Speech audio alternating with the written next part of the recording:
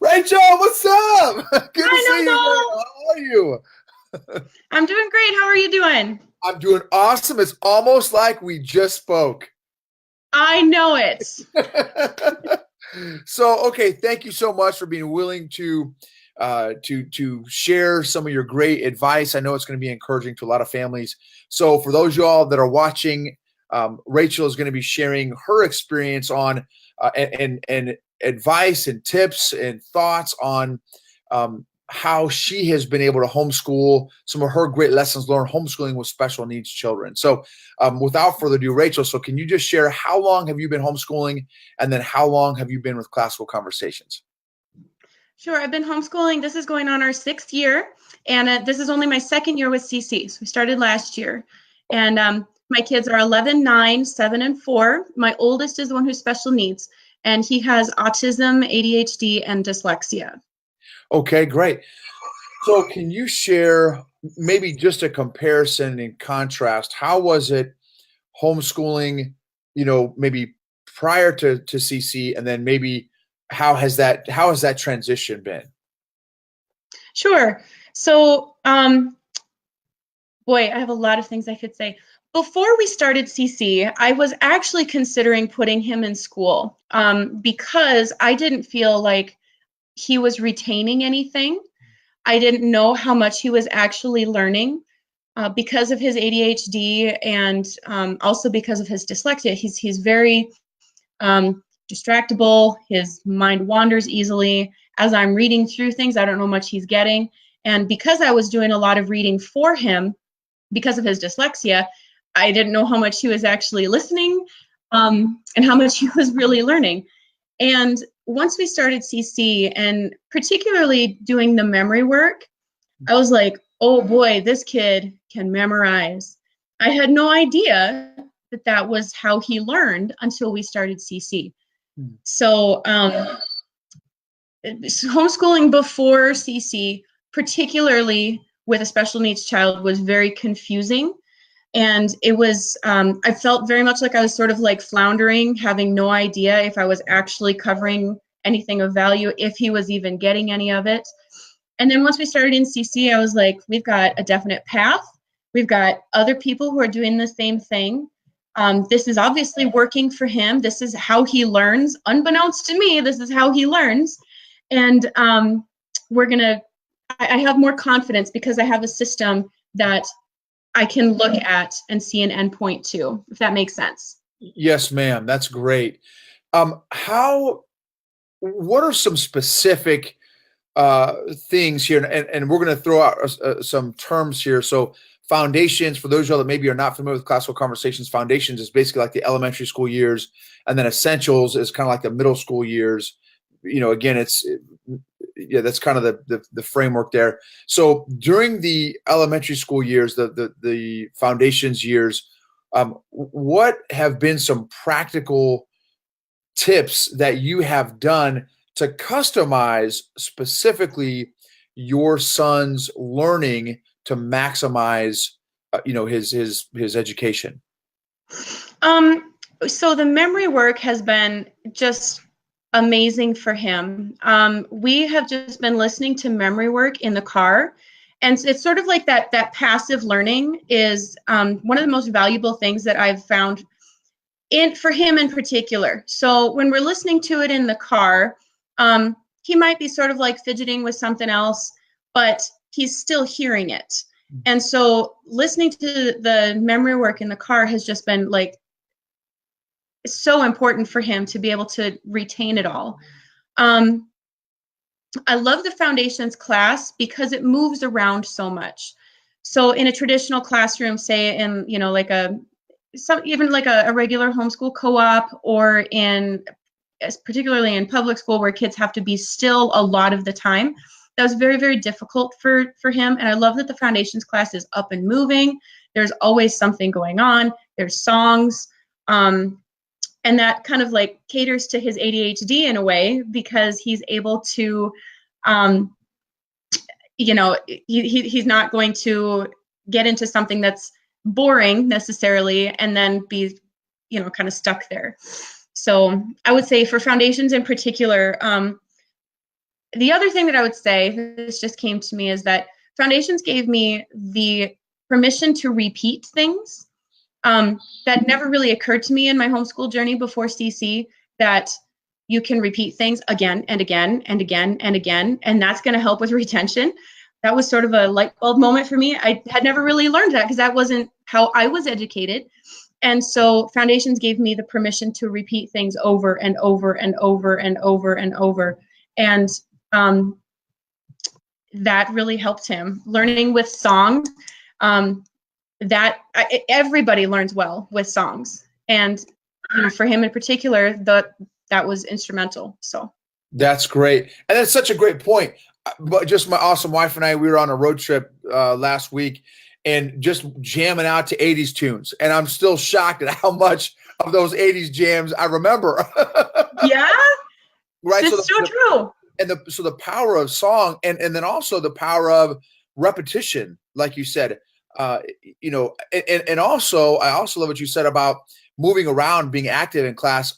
I probably was one of the originators of ADD and ADHD. So I love the foundations classes for those same reasons. Yeah. Because there's interaction, there's engagement, they're moving around, singing. For me, it almost brings creativity and learning. And yes. Anyway, so that's great, man. That's great. Now, how about any specific, practical tips for how you've tailored specifically your son's education in the essentials years, that middle school kind of year group? What have you done, or what are some tips that you've used? Sure. So I'll say first that when I first looked at CC and I looked at the essentials program, I actually cried because I looked at it and I was like, there's no way he's ever going to be able to do this. I was absolutely convinced that was just not going to even be practical for me to try to do with him. But I went ahead and I did it anyways, tears and all.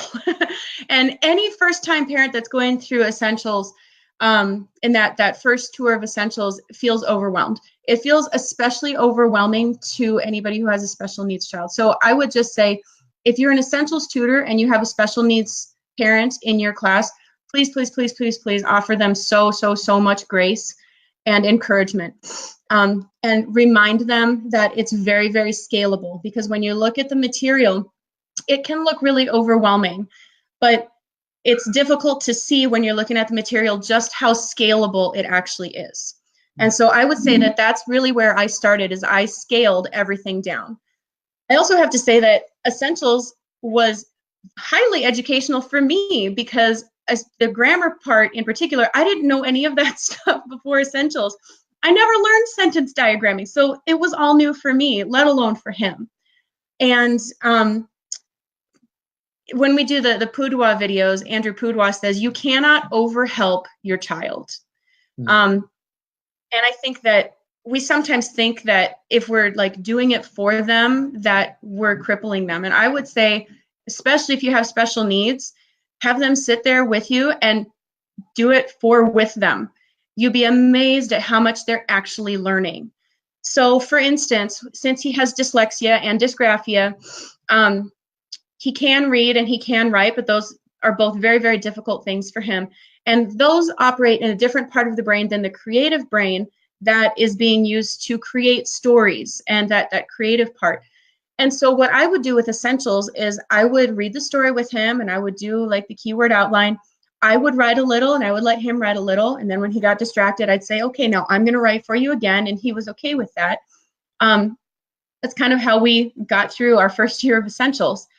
And then, so yeah, we would do that. And then, see, I lost my train of thought here. Mentioned another thing that you have mentioned before when we had spoken is that sometimes you'll even have him dictate to you. Oh yeah. Right. That's another. So how do you do that? Well, he thinks and speaks really, really fast, so it's kind of hard for me to keep up. But we'll go through his keyword outline, and I'll say, okay, so you can read the keyword outline. Tell me what you want your paper to say. What's your first sentence? And he'll tell me, and I will write it for him. So what that does for those of you who have special needs kids is that his creative brain is working without having to kind of like go through this stumbling block of getting it out his hand, getting it through his pen. And we're able to get all of his thoughts out on paper. And then from there, I would be able to say, okay, let's do some edits. Let's find a place that we can put an ly adverb. And so he would be able to look through. Sometimes he couldn't find a place, and I would have to do it for him. I'd have to find a verb and say, we can put an ly adverb here. And he loved looking through the ly adverb list. I think IEW does a great job in their program of teaching kids how to write and do those things. So our first year of Essentials, he had lots and lots of help, but he really enjoyed it. And I will say at first, I really didn't know if he was getting anything because I was doing so much of the work. And he shocked me about halfway through the year when he started coming up in conversation with his own like ly adverbs and identifying them and coming up with an alliteration and speaking it, not writing it, but speaking it and remembering those things that we were talking about in class. There was one day too, I had texted our Essentials tutor last year when this happened. He was helping me in the nursery at church, and he was diagramming sentences. I was like, who are you? Where did you come from? What is happening? You know, and he loved that. And along those lines, sentence diagramming and the whole grammar component to Essentials, I thought was going to be so difficult for him. And it turns out, and I would say this for a lot of autistic kids and a lot of kids who are spectrum kids, it makes language, which can be very difficult for them, more approachable because it organizes it into a picture, a sense of order. It gives it structure around something that doesn't in their brain have much structure. Does that make sense? Yes. That thought didn't occur to me before I started Essentials, and that's why I was crying when I was looking at the curriculum going, we're never going to be able to do this. So, yeah. Wow, that is awesome, ma'am. What a blessing. You also mentioned that, you know, there's a specific Facebook group that has been very encouraging to you. Can you share a little bit about that and what impact it has had on you? Yeah, the special needs, the Classical Conversation special needs parents group is wonderful. And there's all kinds of special needs that are on that page. I will say that pretty much all of the Classical Conversations Facebook groups are fantastic because you've got parents there that are just full of grace for each other and tons of encouragement, particularly though for the special needs group. That's so valuable because special needs parenting is very isolating.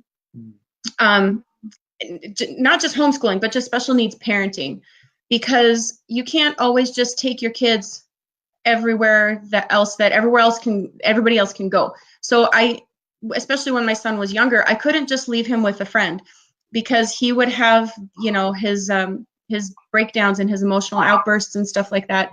And they weren't equipped to handle those. And frankly, neither was I, but I was his mom and I wasn't going to put that on anybody else. That's that's reality for people who have special needs kids. And so having even just that Facebook community of people that say, yes, I understand, I see you, I'm in the trenches with you, I get it, and this is what worked for me, and hopefully it'll work for you, is invaluable to anybody who has special needs kids. So thank you, all of you who have been talking with me over the years about our challenges, and I'm just so grateful to have found even just an online community of special needs parents. Amen. That's great, ma'am. Any final either words of encouragement or maybe even some Bible verses that have been encouraging to you, ma'am, as a homeschooling mom, you know, just to encourage you along this journey? Any final thoughts, advice, encouragement for the families that are watching? Yeah, absolutely. I would say for special needs parents, give yourself lots and lots of grace, and just know you're doing a good thing. You're doing good work that God values so much. He values your heart. He knows your heart for your children, and he sees the good work that you're doing, and it is precious to him. And know that. And I use the term in the trenches because sometimes that's what it feels like, especially when you're homeschooling with special needs. It's hard, and it's okay to say that it's hard and to acknowledge that this is not an easy thing for us to be doing. But keep doing it. You can homeschool your special needs child. Just a brief word is that homeschooling was sewed into my heart long before I even had kids. I was at a convention, and somebody had said from the stage, she had said that she said, God gave me these kids. He's going to equip me with what I need to homeschool them, to educate them. And I was like, hoorah, go girl, that's right. I'm gonna take that on. And that seed was sown so deep in my spirit. And little did I know, it was like 7 or 8 years before I had kids, little did I know that my first would be born with special needs. And so, but it was still sown in me. Like, I knew if I was given this child, that I was going to be the one who was going to be equipped to bring him up and educate him and, teach him the ways of the Lord and, encourage him that way. So the Bible verse that I would want to leave you with is Galatians 6:9, and it's basically just what I just said. Do not get tired of doing what is good, and what you're doing for your children is good. It's hard, but it's good. Don't get discouraged and give up, for we will reap a harvest of blessing at the appropriate time. And so you don't know how much your children are absorbing, how much they're actually understanding, and just keep doing what you're doing. Plant the seeds in their spirit, plant the seeds in their mind, and it's up to God to germinate those seeds and to help them grow. So that's what I would leave you with. Amen. That's excellent, man. I thought that, it's reminds me, God had, he gave me something a few months ago. He essentially told me, Noble, like, I homeschool all of my kids. Right. Yeah. So I thank God that he homeschools all of us. I don't have to go to a PhD or, a theologian to talk to God. I can talk to God directly. And he's our father. He coaches, he raises us as his kids. And so what a great kind of image that, well, if he can homeschool us, then we have a great example of being able to and we're connected to him. We have a great example of being able to do that for our children. And if he's another quote I've heard is, if God's giving you the vision for homeschooling, then he will give you the provision as well. A lot of biblical examples for that. And a great one is Nehemiah, the story of Nehemiah. When the wall came down and he rebuilt the wall essentially, but God allowed, through a lot of great events, the provision to see God's vision come to pass. And so same thing with our homeschooling journey. So thank you so much, man, for sharing your encouraging thoughts and just the journey that you have been walking, even for such a time as this, so that you can encourage and bless and be a blessing to other people that are in a similar situation. So God bless you, ma'am, and have an awesome day. All right, you too. Thanks. Yes, ma'am.